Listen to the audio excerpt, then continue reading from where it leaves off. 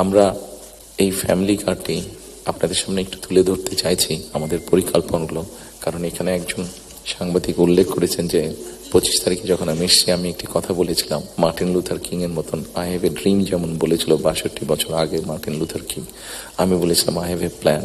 সেই প্ল্যানের মধ্যে একটি অংশ হচ্ছে বাংলাদেশের যে হাফ পপুলেশন নারী তাদেরকে ঘিরে, এবং সেটি হচ্ছে ফ্যামিলি কার্ড।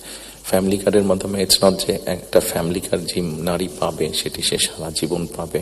একজন গৃহিণী বা একজন হাউস ওয়াইফ যে পাবেন কার্ডটা সারা জীবনের জন্য না, আমরা 5 থেকে 7 বছর দেব। এই 5 থেকে 7 বছর তাকে আমরা একটা সাপোর্ট দেওয়ার চেষ্টা করব। সেটা টাকার হিসাবে হতে পারে অথবা এসেনশিয়াল ফুড আইটেমের হিসাবে হতে পারে। কারণ আমরা দেখেছি যে একজন নারী বা একজন স্ত্রীকে বা একজন গৃহিণীকে যদি একটি সাপোর্ট দেওয়া হয়, সেটি সে তার ফ্যামিলির জন্য সঠিকভাবে খরচ করে দেন একজন পুরুষ।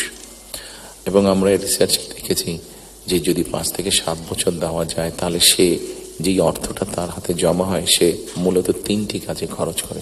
প্রথমত তার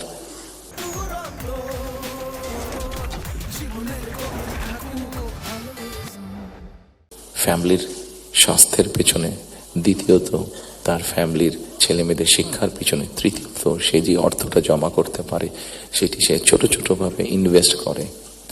খুব স্বাভাবিকভাবে এইভাবে যখন সে ইনভেস্ট করা ধরবে, স্বাভাবিকভাবে তার গ্রামের লোকাল ইকোনমিটা স্ট্রেংথেন হবে, তার উপজেলার ইকোনমিটা স্ট্রেংথেন হবে, তার জেলার ইকোনমিটা স্ট্রেংথেন হবে।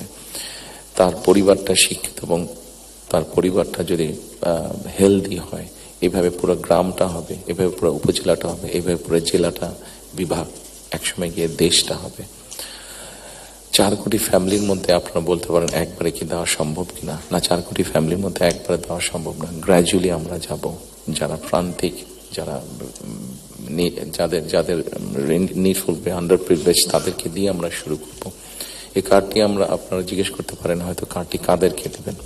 আমরা কার্ডটি জেনারেল রেখেছি, ইউনিভার্সাল রেখেছি, কারণ আমরা অতীতে দেখি যে বিভিন্ন সময় বিভিন্ন সোশ্যাল সেফটি নেটওয়ার্কের আওতায় যাদেরকে নিয়ে আসা বিভিন্ন ক্যাটাগরি করা হয় এবং সেখানে কারাপশন দেখা দেয়। সেই জন্য আমরা এটি জেনারেল রেখেছি। এটি একজন গ্রামের কৃষকের স্ত্রী যেমন পাবে, ইমাম সাহেবের স্ত্রী যেমন পাবে, প্রাইমারি স্কুলের শিক্ষকের স্ত্রী যেমন পাবেন, ঠিক একইভাবে ডিসি সাহেবের স্ত্রীও পাবেন, এসপি সাহেবের স্ত্রীও পাবেন।